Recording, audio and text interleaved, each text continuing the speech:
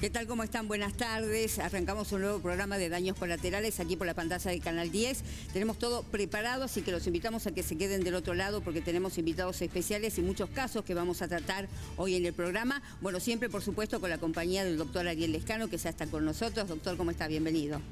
Muchas gracias, Karina, y buenas tardes. Y analizando, como vos decís, bien, toda semana a semana todos los casos. Exactamente. Bueno, hoy tenemos invitados especiales. Vamos a comenzar a desarrollar muchos temas de actualidad en este primer bloque, arrancando nuestro programa. Y vamos a hacer referencia a un tema que ya tiene prácticamente ocupado la información durante este año, pero especialmente durante estos últimos días se han conocido los fundamentos de la sentencia en contra el ex gobernador y ex senador nacional José Alperovich, ¿sí? Condenado a 16 años de prisión por abuso sexual. Se ha conocido, como decíamos, estos fundamentos y a partir de allí la intención, por supuesto, de quienes van a ser los abogados de la defensa es comenzar a trabajar conociendo justamente cuáles son los argumentos por parte del juez que finalmente se ha dado a conocer, como decíamos, en los últimos días. Estamos aquí con el doctor Rodolfo Baqué en representación justamente del ex gobernador José Alperovich y de la familia. Está acá con nosotros en Daños Colaterales, así que le vamos a dar la bienvenida junto al doctor Ariel Lescano. Doctor Baqué, bienvenido, muchísimas gracias por estar aquí en el programa. No, gracias a vos, colega, gracias por invitarme. Muchísimas gracias, por favor, doctor. Un placer tenerlo acá. Bueno, decíamos, se han conocido los fundamentos de la sentencia, doctor, referido justamente a la condena contra el ex gobernador. Primero que nada, consultarle cómo analiza esta situación, ¿no? O qué es lo que más le llamó la atención de esta sentencia y de estos argumentos. Bueno, la sentencia tiene 300 y pico de páginas que el juez ha tomado 2 meses para poder elaborarla, con lo cual uno cuando hace un trabajo serio y profesional la estudia, la mastica, la piensa, acá el colega va a coincidir conmigo, la desmenuza, la discute. Entonces todavía estamos estudiando los argumentos, estamos hablando con nuestros peritos psicológicos fundamentalmente. Bien. Porque cuando hay la personalidad de un abusador no puede ser durante 4 meses. Entonces estamos haciendo un estudio de cómo la sentencia no refleja la personalidad de Alperovich como la personalidad de un abusador. Estamos estudiando muy seriamente, hay unas antenas que desacreditan hechos que la sentencia tiene por acreditado, y estamos viendo que acá hay 2 versiones, porque este es un caso donde no hay un gris, hay una denunciante que dice blanco y un denunciado que dice negro, o una denunciante que dice negro y un denunciado que dice blanco. Acá no hay puntos de contacto entre la denuncia y lo manifestado por Alperovich en su declaración indagatoria de más de 8 horas. Recordemos que no hubo teléfono para poder pericial, o sea, no hubo pericia sobre el teléfono de la denunciante, con lo cual nos va a llevar varios días más. La semana que viene estaremos presentando el recurso de casación. Lo que sí los abogados defendemos derechos, no importa de quién sea. Y hay un derecho constitucional a transitar el proceso en libertad, y si se restringe o se altera esa libertad que venía gozando un imputado, en este caso Alperovich, tiene que haber un hecho que permita modificar ese estado de libertad. La sentencia habla que la pena en expectativa de 16 años es un hecho, y nosotros, como gente del derecho, decimos, la pena en expectativa cuando empezó el juicio era de 50 años. Iba de los 6 a los 50. Entonces, si con 50 no se profugó, hay otro hecho más que es esclarecedor, que la sentencia reconoce el derecho de la víctima, pero reconoce el derecho. Digo víctima porque la sentencia lo trata como víctima. Claro. Yo digo que hasta que no... Sí, si me permitís, doctor, y ahí algo tan importante que lo que acabas de decir, el derecho, que cuando nosotros teníamos también unos profesores en la universidad decía que el juez tiene que aplicar el derecho, no hacer justicia. Y cuando vos hablas de los derechos, y si ahora en esta sentencia se aplicó el derecho como correspondía o no correspondía. y vos estás dando bastantes elementos que son los elementos probatorios, justamente, que vos estás diciendo que son escasos en esto, porque hay dos puntos extremos sin elementos probatorios. El juez agarró una línea, ¿sabes, colega? Que agarró una línea de elementos de prueba y no tiene por qué hablar de los que no va a considerar en su fallo, pero hay elementos de prueba del otro lado muy contundentes, muy contundentes. Y lo primero que el juez, que yo no entiendo de la resolución, yo no hablo no doy nombre de los jueces nunca, porque para mí son resoluciones. O sea, lo que uno ataca es la creación intelectual de una persona que la plasma en una resolución. Claro. Que redujo, pero escuchen bien, redujo la pena que podía llegar a darle de 22 años, como había pedido la querella, y en el fondo, como él entendió que había que aplicarle la pena de 22 años, pero que le aplicó 16 por una cuestión que al valorar una sentencia se llama atenuante. Y tuvo como atenuante el juez para bajar de 22 a 16 que tuvo un acompañamiento por parte de sus hijos. Que estuvieron durante todo el proceso con siempre, él. Todos los días. Y siempre. Entonces, lo que nosotros decimos, que con esto que acaba de aparecer ahora, que está hablando de arraigo. Y si hay arraigo, hay ausencia de presunción de profuguez.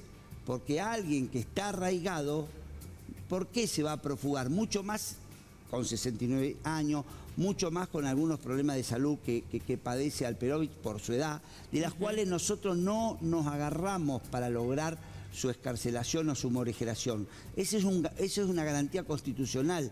La salud, si se agrava y pone en riesgo su vida, será otra cuestión. Pero primero tiene un derecho, porque Alperovich está operado de la columna desde el mes de diciembre. Bien. Y el propio servicio penitenciario reconoce que sufre lo que se llama estepach, que es ese saltito del pie cuando camina la gente, que el nervio ciático es comprimido, que le da una descarga y un dolor. Bueno, y eso requiere una rehabilitación por parte de cualquier paciente que tenga esa patología. Y el servicio penitenciario no da abasto y no puede. Al punto tal que pedimos ingresar una silla de ruedas para Alperovich. Fue una discusión de un mes. Porque ¿por qué, doctor? No permitían el ingreso, porque si no, cada uno de los pacientes pide una silla de ruedas y hay 60 sillas de ruedas, ya después son objetos de contundentes y empiezan a hacer facas con parte de la silla de ruedas. Entonces, hasta que el propio servicio penitenciario admitió que Alperovich necesitaba una silla de ruedas de uso exclusivo. Como había una sola, vino la segunda discusión, que no se conseguía. Ofreció a la familia comprarla, que no se puede aceptar dádivas, entonces no, que era una donación para todo el pabellón, que momentáneamente, mientras Alperovich la necesitara, iba a ser de uso exclusivo. Entonces, ¿él tiene un problema de salud? Sí. ¿Reconocido? Sí. Tiene POC, fuma de los 12 años, tiene arterias tapadas, tiene un montón de cosas propias de su edad, que se van a ir agravando, pero que nosotros no estamos hablando de eso para lograr que se le conceda una excarcelación o una morigeración. Van a buscar otros fundamentos. Los fundamentos, primero, son constitucionales. Bien. Y segundo, son los fundamentos que nos da el juez. Con el arraigo. A través del argumento. Claro. Doctor, si me permitís y me ayudás un poco para que se tome conocimiento de en qué situación estamos ahora y en la actualidad. Hay una causa que salió la resolución, se conocieron los fundamentos y que esa sentencia va a ser apelada, va a ser recurrida, que no está firme, que es lo que vos hablabas un poco de los fundamentos, de lo cual ustedes y todo un equipo de profesionales están trabajando en esos fundamentos para recurrir la sentencia. Y por el otro lado, en esa sentencia, en esa resolución, el imputado quedó con prisión preventiva, el exgobernador quedó con prisión preventiva, que es un poco tal vez lo que estás trabajando vos también en este momento y cuál sería la situación actual por la que estás trabajando, entendiéndote todos los fundamentos que acabas de dar, ya que hablaste de una pena que fue morigerada, que fue atenuada por el arraigo, por el vínculo familiar que había con el imputado y además de otros elementos para tratar de buscar, sin que sea una prisión preventiva de una sentencia que no está firme, y que haya otros, de otra forma se pueda esperar una sentencia final. Exacto. Lo acabas de graficar bien. Hubo una sentencia de una sola persona. Nosotros decimos que cualquier pena en expectativa superior a los 15 años tiene que haber 3 jueces. Bien. Porque vos, y si es por juicio por jurados populares, de 12. Claro. Porque vos no podés darle 16 años como juez debatiéndolo vos solamente con tu conciencia. Una sentencia tiene que ser debatida de semejante gravedad, de tal magnitud, y que además que altere las reglas del juego e imponga una prisión preventiva a cuenta de lo que yo pienso, y más allá que pueda ser revocado por casación o por la Corte de la Nación. Esa, si me permitís, sí. Esa prisión preventiva, doctor, es una pena anticipada también en muchos casos que nos pasa a nosotros. Sin duda. Porque si después se resuelve hacer lugar al recurso... Hacer lugar a la nulidad, por ejemplo. Claro. Pero la nulidad para mí es evidente, porque cualquier delito que tenga una pena en expectativa que supere los 15 años debe ser juzgado por 3 personas. Sí. Acá la pena en expectativa para Alperovich era de hasta 50 años. Entonces, teniendo una pena en expectativa de 50 años, habiendo un único juez con su conciencia, habiendo dado la pena de 16 años, yo entiendo que debería esperar en libertad, máxime que no tuvo ningún hecho que haga presumir que se pueda profugar, máxime aún que la misma sentencia reconoce que los hijos le dan un arraigo, la sentencia también reconoce que tiene problemas de salud, la sentencia reconoce, digo, me parece que acá el derecho a la libertad de la persona durante el proceso, el Estado en esta resolución, porque lo que es la resolución de un juez en realidad es un hecho del Estado. El Estado está invadiendo la libertad y violando garantías constitucionales que los abogados defensores día a día intentamos que no sean avasallados los derechos de los justiciables. Y predicamos en el desierto y no nos importa y nos dicen que no, y somos felices litigando y luchando. Y vos sabés que la victoria dura un segundo, pero son meses y a veces años de un poco lo que vos hablás de la prisión preventiva, muchas veces que nos toca con clientes a nosotros, y es un poco que te ponen por el peligro de fuga, por el entorpecimiento del proceso, por los elementos que dan los fundamentos, las resoluciones que dictan la prisión preventiva, como una medida de las más gravosas que hay, porque tenemos muchísimas otras medidas que pueden decirse un arresto domiciliario, con dispositivos electrónicos, con cauciones personales hijos, reales, de los grupos familiares, hay muchísimas otras posibilidades que se dan. Y cuando hablamos de prisión preventiva, doctor, lo que vos decías un poco viene a esto también, de que muchas veces la incapacidad del Estado que la transmite, que no puede hacer un proceso, entonces dicta una prisión preventiva. Y que la sociedad, hasta que no nos pasa a título personal, estamos adormecidos. Claro. Ah, no, que vaya preso. No, yo siempre doy un ejemplo de prisión preventiva y de cárceles. Entonces digo, cuando dice, no, que se pudra en la cárcel, que no tenga teléfono, que esté preso alguien, yo siempre digo lo mismo. Vamos a agarrar a una persona de 20 años, la vamos a condenar a 20, él va a salir dentro de 40, que no salga ni un día antes, ni una hora antes, ni un minuto. Cuando él salga con 40 años, con estas cárceles que tenemos, que no es el caso de Perovi, pero estoy contando una situación, él va a salir con 40 y yo voy a tener 76. O sea, yo voy a estar más débil y él más fuerte. Con el que yo no puedo vivir hoy, se los dejo viviendo a mis hijos y a mis nietos. Y en el medio usamos la prisión preventiva de gente o inocente o que podría no ir preso, porque al final del camino puede tener acuerdos de juicio abreviado y demás, lo metemos ahí también. Entonces la sociedad, fuera de este caso, tenemos que reflexionar qué estamos haciendo, y cuando salgan esos que mandamos hoy, cómo vamos a estar nosotros y cómo van a estar ellos cuando salgan. Doctor, para ampliar un poco el panorama, ¿no?, de lo que tiene que ver con este caso, vamos a presentar y le vamos a pedir unos minutos este video que se conoció públicamente durante esta semana, donde habló la ex senadora nacional Beatriz Rosqués de Alperovich, después de conocido estos argumentos por parte del juez Ramos Padilla. Vamos a escucharlo. Mire, juez, este juicio es un escándalo. Realmente es un escándalo. ¿De qué se lo acusa José? ¿De ser un empresario exitoso? ¿De haber sido 3 veces un excelente gobernador que tanto bien le hizo a Tucumán? ¿De haber sido 2 veces senador? ¿O simplemente de ser hombre? No sabemos de qué se lo acusa porque usted en 400 hojas no ha verificado absolutamente ninguna de las pruebas. Este juicio fue una farsa. Más de 80 testigos tuvieron que irse a Buenos Aires a declarar. Todos le mintieron, todos mintieron bajo juramento y usted no tomó ninguna medida al respecto. La única que no miente es la denunciante, mujer mayor de edad, de buena situación económica, de buena formación cultural, es la única que no miente. Y la prueba de lo que estoy diciendo, juez, es el show que usted se manejó para detenerlo a José. Prime time, toda la prensa del país, el escarnio público. Lo tenía muy claro usted, juez, lo tenía muy claro. Esto no es justicia. Y sabe que a este juicio lo estamos pagando todos los contribuyentes para que usted le dé una respuesta a quién.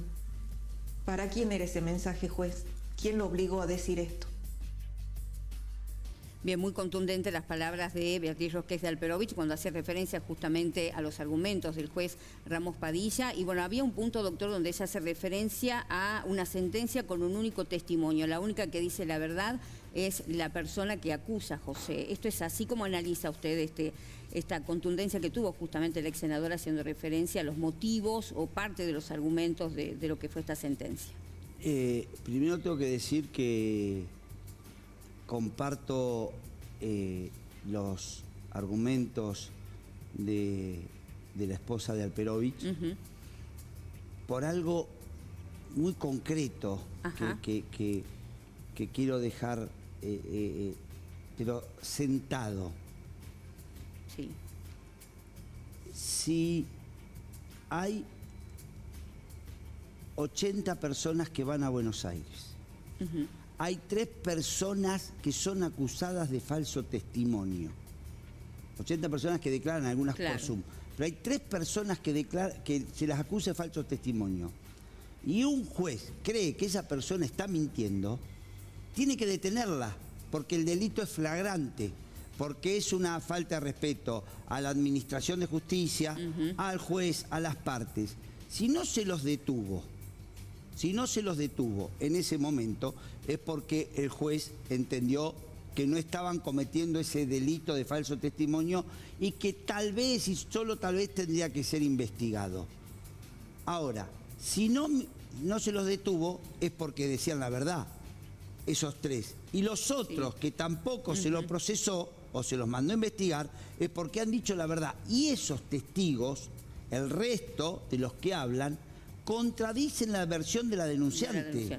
Entonces tiene razón la ex senadora cuando dice: todos los testigos mienten, 3 porque van a ser investigados por falso testimonio, y los otros que no son investigados también mienten. ¿Por qué no son mandados a investigar?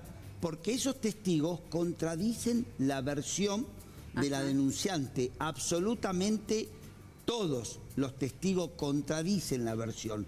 Este es el tema. Claro. Que no hay ni un solo testigo que viene y que la denunciante haya dicho: tal testigo vio. Venía el testigo y decía: no vi. Porque ella hablaba de situaciones donde supuestamente había esta persona estaba. Había testigos. Cercano, pero cercano. Sí, y todos decían: no fue así.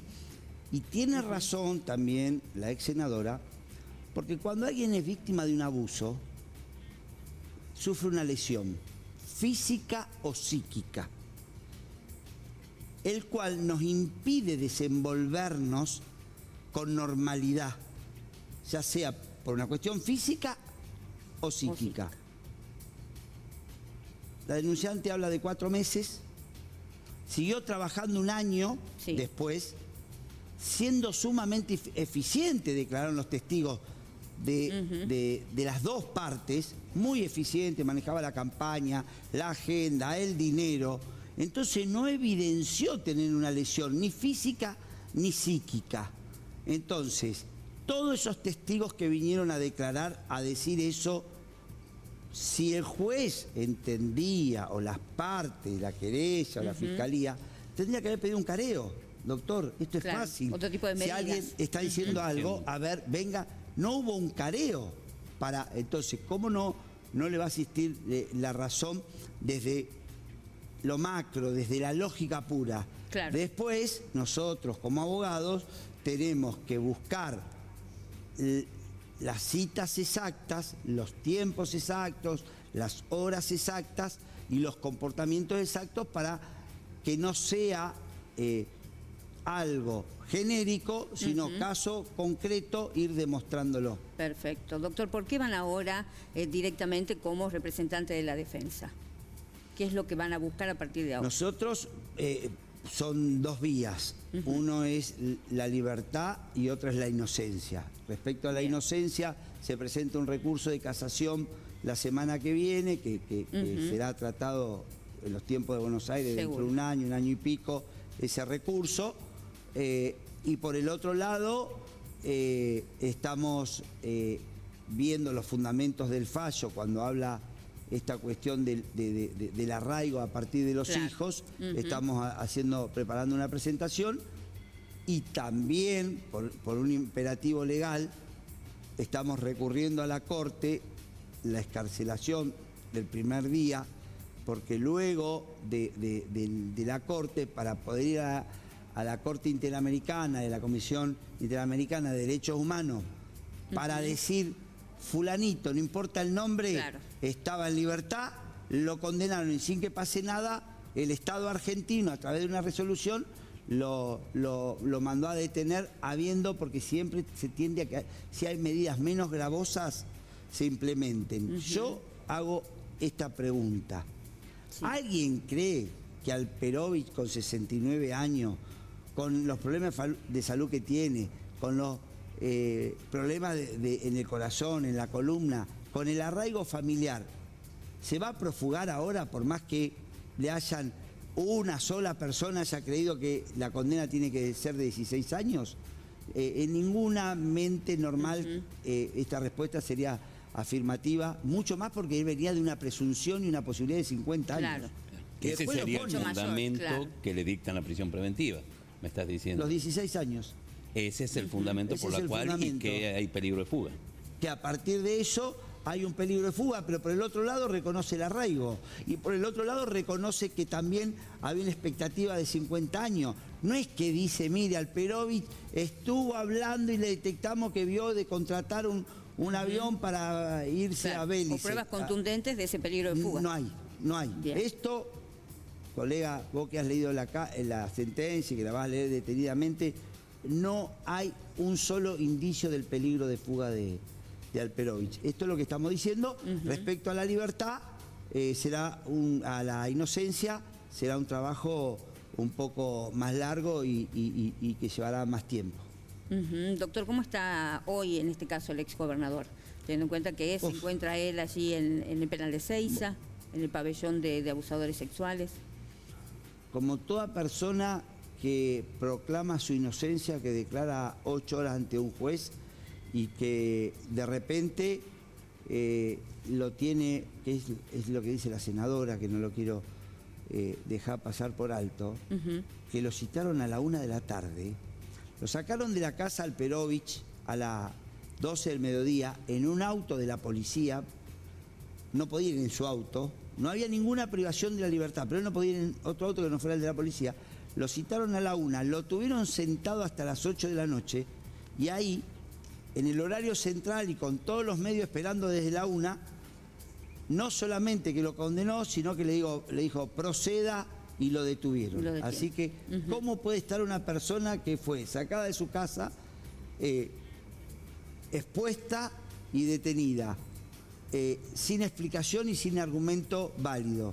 Por supuesto que no está bien, por supuesto que tiene la contención de la familia, muchísima, claro. Me ha llamado muchísimo la atención, como le llamó al juez, me llamó a mí. Claro.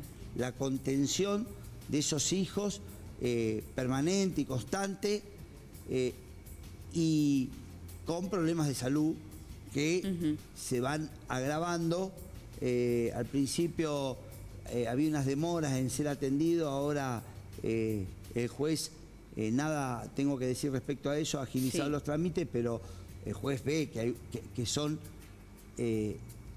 tratamientos que son serios, no es que como por ahí se decía que se quería hacer. ¿Sigue teniendo un control directo el juez sobre la detención? Sí, sigue teniendo un control directo el juez, hasta que no haya una sentencia firme o se excuse o lo recusen, va a ser el juez de ejecución. Bien.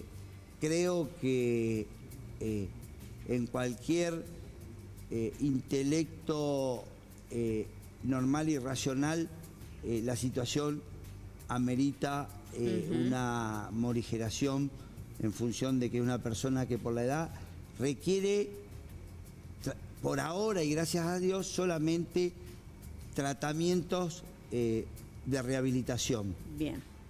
Bien. Bueno, doctor, a seguir trabajando. Sí, es un placer trabajar. Seguramente vamos a charlar. Sabemos que es apasionante, un trabajo que nosotros lo llevamos a diario, que muchas veces, como creo que hablamos antes con el doctor, tenemos los pequeñas satisfacciones, duran muy poco, duran segundos, pero y las amargas duran meses y años, pero yo siempre digo que somos como los jugadores de fútbol. Hacemos algo que gustosamente lo haríamos todo el tiempo, como jugar a la pelota o como trabajar de abogado. Así que sí, a seguir, por un lado trabajando y por el otro lado poniéndole un freno al Estado cuando quiere invadir las garantías individuales de los seres humanos y las garantías constitucionales, no importa de quién. Es una de las cosas que al principio nosotros trabajamos de abogado y no lo tenemos tan claro, pero van pasando los años y nos vamos dando cuenta cómo el Estado vulnera, avasalla, y que los abogados, no importa, y en todo el país, en cualquier pueblito, en la capital, somos una muralla, que siempre estamos pechando, pareciendo correte, y a veces la sociedad nos acompaña y otras no, pero no importa, predicamos en el desierto, así que es un placer para nosotros esas cosas. Bien, bueno, muchas gracias, doctor, por estar acá. La verdad que un gusto. Seguramente vamos a tener otras charlas hablando de este tema y bueno, lo esperamos cuando sea necesario. Sí, doctor, muchísimas gracias por su tiempo. Muchísimas gracias. Gracias, colega. Perfecto. Ahí escuchábamos entonces al doctor Rodolfo Blaqué. Nosotros vamos a la primera pausa en Daños Colaterales. Volvemos con más protagonistas y más entrevistas aquí en el programa. Bueno, bienvenidos al segundo bloque de Daños Colaterales y decíamos tenemos más protagonistas y más casos que vamos a estar presentando hoy en el programa y vamos a hacer referencia a una estafa que ha sido de público conocimiento, ha tenido muchísima repercusión, sobre todo por la cantidad de personas afectadas, damnificadas. Estamos hablando de la causa Grandi por estafa. Antes de darle un contexto, doctora, a esta situación como para que la gente entienda de qué delito estamos hablando, vamos a presentar aquí en el programa a dos de los damnificados en esta situación que se encuentran acá con nosotros, César Gramajo y Graciela Caram. ¿Cómo están? Bienvenidos, buenas tardes. Hola, buenas tardes. Muchas gracias por estar acá. Bueno, decíamos una situación que tiene muchos damnificados para que la gente entienda y poner en contexto. ¿De qué estamos hablando cuando decimos que ustedes se vieron perjudicados en qué y cuál es la denuncia que ustedes han realizado ya hace un tiempo? Bueno, nosotros la denuncia que hicimos es por la falta de entrega de los departamentos que compramos a partir del año 2010 hasta la fecha. Se comprometieron en entregarnos a los 3 años aproximadamente de haber pagado. Yo di una entrada y luego 50 cuotas. Bien. Usted pagó hasta la última cuota. Hasta la última cuota y tengo firmado un libre deuda por parte de la empresa y aparte de Miguel de la Cruz, cuando hice una mediación civil, donde él se comprometía, eso fue en el año 2016, a entregarme el departamento en el término de 2 años. Bien. Lo cual no se cumplió. No se cumplió. En el caso suyo, César. También totalmente pagado. Bien. Fue, digamos, en cuotas. Eran pocas cuotas, pero pagado totalmente. Tenemos por parte de la empresa un certificado de libre deuda sellado por la empresa y firmado por ellos. Bien. Él aduce de que somos nosotros los que le debemos a él, porque en el contrato dice tiene el precio del cemento y del hierro. Y del hierro. Claro, y él dice que nosotros no hemos pagado eso y bueno, yo he comprado un departamento. Claro. Ustedes están ahora en una causa penal. Estamos exactamente en una causa penal. Nosotros representamos en este momento aproximadamente 70 personas en este grupo de la acción, digamos, penal que ustedes están realizando. Un poco para que se entienda. Sí. Ustedes compraron un departamento, fueron a una constructora que estaba realizando un edificio, pagaron el departamento, cancelaron, sí, así es. Después tuvieron un inconveniente con la entrega. La señora acaba de manifestar que fueron una mediación judicial, que también hubo un compromiso de la empresa constructora de la entrega en un plazo que no llegó y no le quedó otra que iniciar acciones legales, ya sea penales y civiles, en muchos casos. Doctor, ¿cómo sería en este caso el contexto, doctor? Se refiere seguramente la acción que iniciaron en sede penal debe ser por estafas y defraudaciones y en el caso concreto, si ustedes me corrigen si es así, en el caso concreto debe ser dentro de tipos de las defraudaciones. Y en este caso específico era una defraudación por fideicomiso, que estafas reiteradas. Estafas reiteradas. Además, hay otras personas que han comprado departamentos que ya se le habían vendido, digamos, a otros. O sea, se vendían 2 o 3 veces las mismas propiedades. La misma unidad. Sí. Claro. Y eso todo está en la justicia penal ahora. Eso entró en delitos culposos. ¿Algo así es? Delitos complejos pueden ser. Delitos complejos, exacto. Claro, puede ser en la unidad fiscal de delitos complejos. Y lamentablemente vamos pasando por 4 fiscales. La doctora Rivadeneira, el doctor Fernández, el doctor Blanos y actualmente el doctor Gonzalo Rodríguez. ¿Cuál es el dolor de nosotros? Que cuando nos vamos acercando y creemos que tocamos el cielo, nos cortan las alas. ¿Por qué?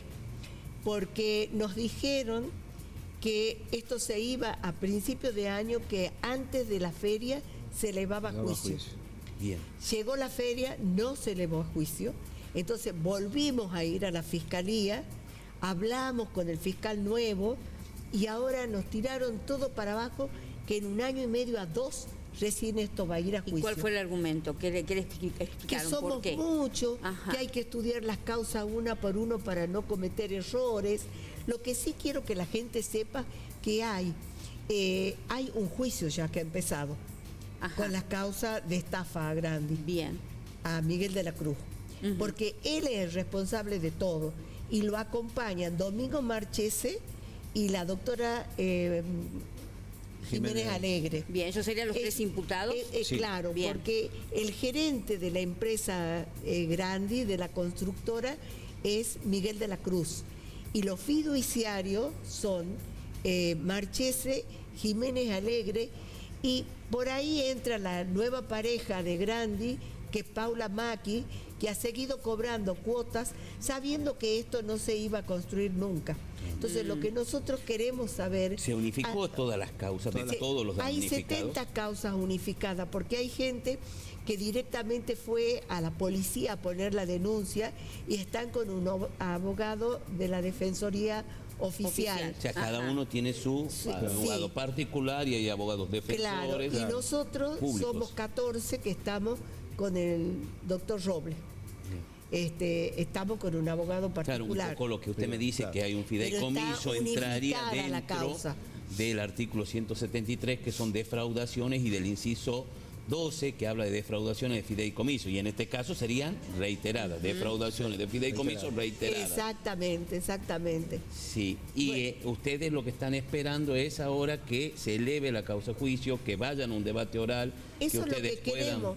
Que nosotros vamos a ser felices el día que lo veamos a Miguel de la Cruz en el banquillo de los acusados. Miguel de la Cruz está hoy en libertad. Está en libertad porque él estuvo, él fue condenado a 5 años de prisión no por esta causa. Claro, fue por el tema de un derrumbe en uno de los edificios. Es un daño, delito culposo, algo así. Un estrago, pues. Un estrago culposo. Bueno, no conozco los términos legales. Perfecto. Claro, por eso te miro a vos para que me vamos aclarando con el doctor. Claro, ahí nos ponemos bien en onda. La cuestión es que le dan 5 años. Después ellos contrataron otro abogado más filoso que hizo reducir la pena a 3 años. Cuando les reducen la pena a 3 años, le dan domiciliaria. Claro. Y el tipo sale como que no le debe nada a nadie. Ustedes en la actualidad están iniciando únicamente la acción penal, porque estamos hablando de dinero, estamos hablando de un daño económico que lo ocasionó usted, o también fueron a sede civil. Sí, hay muchas personas que hicieron el penal y el civil. En su caso usted también fue al civil. En el caso mío, claro, tenemos el juicio penal y el juicio civil, que está pronto a la Claro, el juicio civil es por daños y perjuicios, seguramente, que ustedes van a demostrar el daño que lo también hay personas. No lo hice. Bien, usted está yo estoy en el penal, porque yo lo quiero ver preso. Bien, directamente. Llevo 14 años esperando. Y en todo este lapso de tiempo, mucha gente murió en la pandemia, otra gente se enfermó de cáncer, porque esto no deja de ser un estrés que nos perjudica en la salud a todos. Y han pasado muchos años. Y han pasado tantos años, vamos envejeciendo. Capaz que entregan el departamento cuando ya me muera yo. Claro, o no lo entrega nunca. Entonces, pero ustedes quieren justicia, o sea, que esta persona pague por el delito. Queremos saber qué ha hecho él con el dinero que nosotros le dimos. Sí. Porque yo te demuestro con la 50ª cuota pagada que está totalmente pagado y que no le debo nada. Recién veíamos en imágenes, ahí está la imagen de lo que es justamente esta última cuota que usted paga con la firma de la constructora, claro, totalmente, donde efectivamente se da por terminado el pago de esta deuda. El edificio donde yo compré está a medias, en la avenida Avellaneda 409. Pero ahí se formó un grupo después que siguió pagando.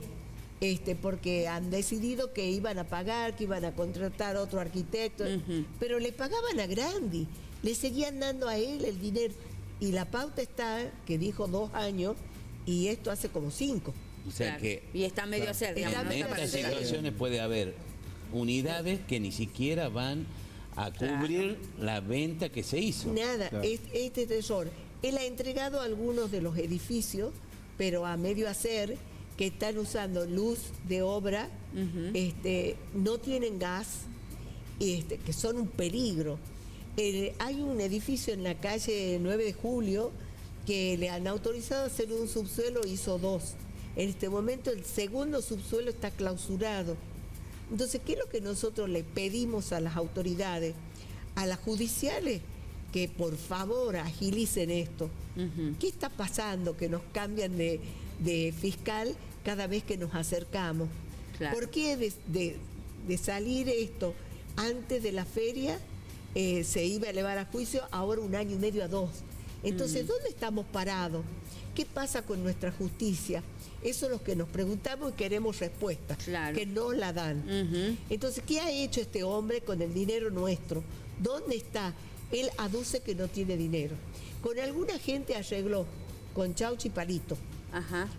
Algunas personas se acercaron y tuvieron un arreglo económico directamente con él. Arreglo económico, pero de muy poco dinero. Claro. A otra gente, porque es vivísimo.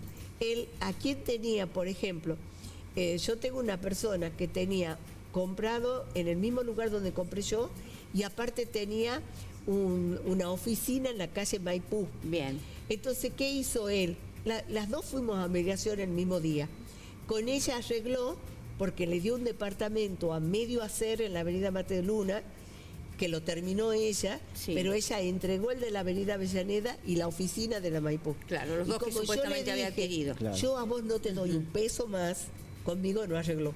Claro. Ni siquiera le quiso pagar a la mediadora, tuve que pagar yo. Bueno, lo importante tal vez sea que existe en nuestra provincia ya un antecedente de un empresario que fue condenado. Sí. Exactamente. O sea, eso Bien. le sirve de sobremanera porque hay un antecedente y es reciente que fue condenado y por una situación Similar. y muy parecida. Pero yo Ajá. creo que la causa de Miguel de la Cruz es mucho más grande que la de Barenberger.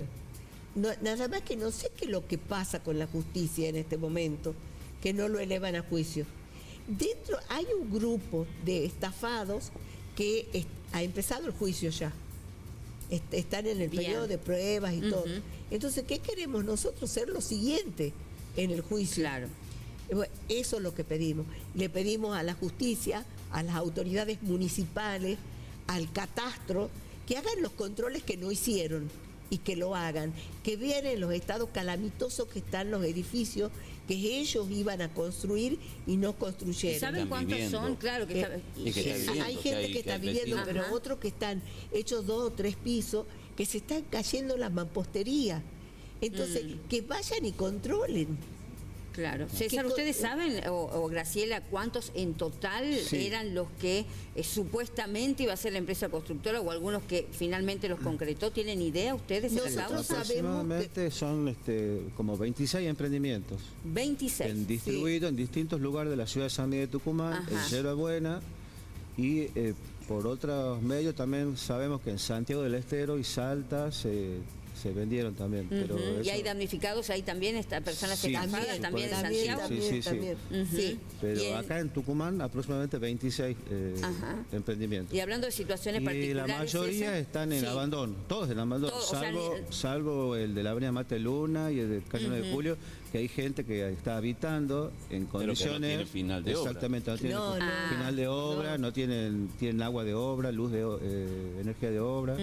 Que eso es peligrosísimo. Es muy teniendo peligroso en para los que cuenta están si habitando. estamos hablando de luz de obra o estamos hablando de gas, Sí. que no es un gas autorizado, Claro. están en grave riesgo. Peligro Yo permanente vi en la también. no calle tienen, Monteagudo creo. al 500 las garrafas colocadas en los balcones. O sea, la gente usa garrafas, no tienen gas, porque parece que no está hecha la instalación. Claro. Pero te digo, yo tengo, si ustedes tienen tiempo, la dirección de cada uno de los edificios que él tendría que haber hecho y no hizo. Claro. En el caso suyo, César, hablando Sí. de situaciones particulares, ¿usted qué adquirió? Un departamento en el edificio de la calle San Lorenzo a 1200. Bien. Como le decía recién, totalmente pagado, con el libre deuda de parte de la empresa. Ese edificio está abandonado. Corre el peligro de algunos derrumbos porque llegó, por ejemplo, hasta el piso 12, pero está solamente la estructura, los ladrillos Ajá. que envuelven la estructura, y hace mucho tiempo que está abandonado. ¿Y cuándo, Sí. César, se tendría que haber pactado esa entrega? ¿Cuándo se tendría que haber a terminado nosotros ese tenemos que edificio? haber entregado el departamento en el año 2016. Claro. Claro, que era Claro. tu Han pasado vivienda, 8 que era años. tu Claro. hogar. Sí. Bien. Mucha gente adquirió departamentos como vivienda familiar, que en ese momento estaban alquilando, en ese momento estaban viviendo en casa de familiares, pero... Claro, bueno, que es el sueño para muchas personas, Exactamente. el Claro, ahorro, exacto. de poder Sí. llegar a tener su propia casa, su propio Exacto. Eran gente departamento. trabajadora, Y es el- empleados, docentes, profesionales que Pero es el adquirían sueño que sueño de la de frustrado, cada uno. claro. Y cada una ahorros de las toda la personas. vida en muchos casos, un sueño seguramente. frustrado por parte de la empresa grande. Perfecto. Yo te Bueno, digo, sí. Miguel de la Cruz nos destruyó los sueños. Sí. Por eso queremos que alguien colabore con nosotros, que en realidad somos 1.200 damnificados, que sean 70 los que están en esta causa, porque son 70 los que pudimos iniciarlo. Iniciar. Pero hay gente que ha muerto en el camino, Claro. hay gente que está enferma, y bueno, se dejaron de insistir en el tema. Pero bueno, yo le dije a Miguel de la Cruz, yo hasta el día de mi muerte voy a pelear, y te voy a pelear a vos. Claro. Quieren Porque justicia. quiero justicia. Que es lo que quieren ustedes y seguramente Justicia. todas las familias que han hecho esta Sí, presentación hay gente penal. que entregó Sí. sus terrenos, sus casas, y le dio los terrenos a él para que construya. Para que estas propiedades se puedan Y concretar. quedaron en la calle porque no se ha construido, él les prometió tantos departamentos y no se construyó nada. Claro, bueno. Entonces quedaron en la vía. Tal cual. Bueno, ojalá sea justicia. Lo que nosotros queríamos a través del programa, a través de esta invitación, doctores, que se visibilice, que la gente sepa de que esta causa no tiene una resolución, de que estas personas, como muchas más, como decía Graciela, miles han sido estafadas y que lo que necesitan es que haya un juicio justo, que se condene a la persona que hoy está establecida como imputado en este delito, ¿no? Es lo importante. Sí, un poco es eso, o sea, el sueño de muchas personas que con lo poco, con lo mucho quisieron llegar a tener una vivienda, un lugar propio, que empresarios tomaron ese sueño, invirtieron o no invirtieron como tenía que ser y no pudieron cumplir o no entregaron. Exacto. Pero no estamos hablando en caso de una o dos personas, sino como nos están diciendo nuestros invitados, estamos hablando de muchísimas personas de la misma empresa, de distintos emprendimientos. Entonces me parece que si bien son delitos complejos, son delitos de mucho volumen, de mucha documentación, de mucha prueba, pero también unificados por ser el mismo imputado y el mismo delito que se fue cometiendo sobre muchas personas. Tal cual, tal cual. Bueno, así presentábamos entonces este tema. Graciela, César, muchas gracias por estar aquí en el programa. Gracias a ustedes. Ojalá tengan novedades muy pronto. Y a seguir peleando. Vamos a seguir peleando, sí. Seguro. Sí, con fuerza. Yo, ¿qué es lo que les agradezco a ustedes que nos hayan permitido este espacio para que nuestra causa no quede en el olvido? Seguro. Por eso de vez en cuando le caemos al fiscal en grupo. Bien, sí, y está bien, hay que seguir luchando, como hay que dice seguir acá luchando, el doctor, a no bajar los brazos. Muchas gracias. Bueno, y que la justicia nos escuche. Y acelere los tiempos de elevación al juicio. Así es. Ojalá sea pronto y que pronto tengan buenas novedades. Muchas gracias. Muchísimas gracias. Muchas gracias. Bueno, y así estamos concluyendo el programa ya, doctor. Estamos terminando Daños Colaterales. Bueno, agradecidos a toda la gente que se comunica con nosotros, a través del teléfono de la producción, a través de las redes sociales. Vamos planteando los casos, como cada programa, y nosotros nos vamos a reencontrar el próximo domingo. Sí, el próximo domingo y con programas de tanta actualidad como el que tuvimos hoy. Así es, domingo 17:30 aquí por la pantalla del Canal 10. Hasta el próximo fin de semana y muchas gracias a todos ustedes.